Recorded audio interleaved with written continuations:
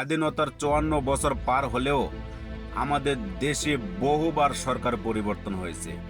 সরকার আসে, সরকার যায়, কিন্তু কোন সরকারই রহস্যজনকভাবে আমাদের এই জ্বালানি খাতের ব্যাপারটা নিয়ে কেউ চিন্তা করেন নাই।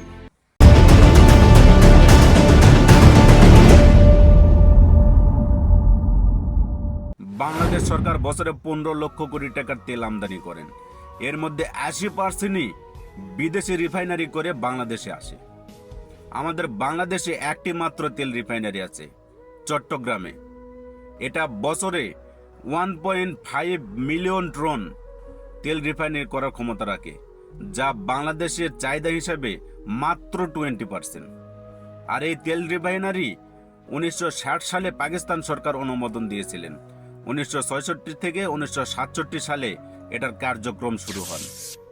কিন্তু স্বাধীনতার 54 বছর পার হয়ে গেলেও আমাদের দেশে যতগুলো সরকার এসেছে, সবগুলো সরকার রহস্যজনকভাবে যেন আমাদের এই জ্বালানি খাতের ব্যাপারে কেউ কোনো পজিটিভ চিন্তা ভাবনা করেন নাই।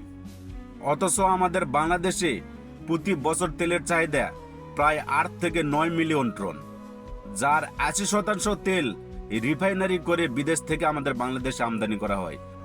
আর মাত্র 20% কাঁচা তেল, যেটাকে ক্রুড অয়েল বলে, সেই ক্রুড অয়েল কিনে আমাদের চট্টগ্রামে রিফাইন করে সেটা লোকাল মার্কেটে ছাড়া হয়। চট্টগ্রামের মধ্যে যদি বাংলাদেশের চাহিদা সম্পন্ন আরেকটা তেল রিফাইনারি থাকতো, তাহলে হয়তো আজকে আমাদের এই তেলের সংকট আর বাংলাদেশে বিদ্যুতের সংকট দেখতে হতো না। অথচ এ যাবৎ পর্যন্ত আমাদের বাংলাদেশে যে পরিমাণে তেল আমদানি করা হয়েছে, সেই পরিমাণের কাঁচা তেল আমদানি করে যদি আমাদের রিফাইনারিগুলোতে রিফাইন করে বাজারে ছাড়া হতো, তাহলে কিছুটা হলেও আমাদের অর্থনীতি বেঁচে যেত। এবং জ্বালানি খাতে যে পরিমাণের দুর্নীতি হয়েছে, এই দুর্নীতিটা কখনো হতো না। এতদিন বাংলাদেশের কোন সরকার বাংলাদেশে তেল রিফাইনারি না করে বিদেশ থেকে তেল আমদানি করেছেন। কেন করেছেন সেটা আমরা বুঝি। এই খাতটা বাংলাদেশের সবচেয়ে বড় খাত। এই খাতে দুর্নীতি করাও অনেক সহজ। নামে বেনামে টাকা মানি লন্ডারিং করা যায় এবং বিদেশি প্রভুদের সুযোগ সুবিধা করে দেওয়া যায়। ক্ষমতায় টিকে থাকার জন্য নিজের স্বাধীনতা, সার্বভৌমত্ব অন্য দেশের কাছে বিলিয়ে দেওয়া যায়। অন্য দেশের করাত রাজ্যে পরিণত হওয়া যায়। বাংলাদেশকে বিদেশিদের কাছে দুর্বল করে রাখা যায় এবং বিদেশিদের ইচ্ছে মতো তাদেরকে ক্ষমতায় টিকে রাখবে, এই ভরসাতেই বাংলাদেশকে কোনো খাতে স্বয়ংসম্পন্ন হতে দেয়া হয়।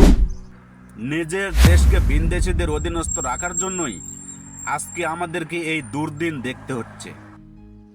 আমাদের এমন একটা সরকার চাই যে সরকার বিদেশিদের কাছে মাথা নত করবে না, প্রয়োজনে জীবন দেবে, তবুও কারো কাছে মাথা নোয়াবে না এবং দেশের জন্য কাজ করবে, দেশের মানুষের জন্য কাজ করবে।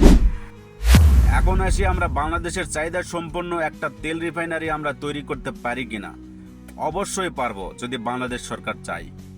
আমাদের চট্টগ্রামে যে তেল রিফাইনারি আছে, সেখানে বছরে 1.5 মিলিয়ন টন তেল রিফাইন হয়, কিন্তু আমাদের বছরে চাহিদা 8 থেকে 9 মিলিয়ন টন, অর্থাৎ 6.5 মিলিয়ন টন থেকে 7 মিলিয়ন টন রিফাইনারি ক্যাপাসিটি একটা তেল রিফাইনারি আমাদের তৈরি করতে হবে।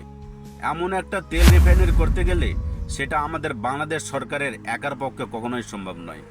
এটা করতে গেলে অবশ্যই ভিনদেশিদের সহযোগিতা প্রয়োজন, যেমন চীন, জাপান এবং দক্ষিণ কোরিয়া।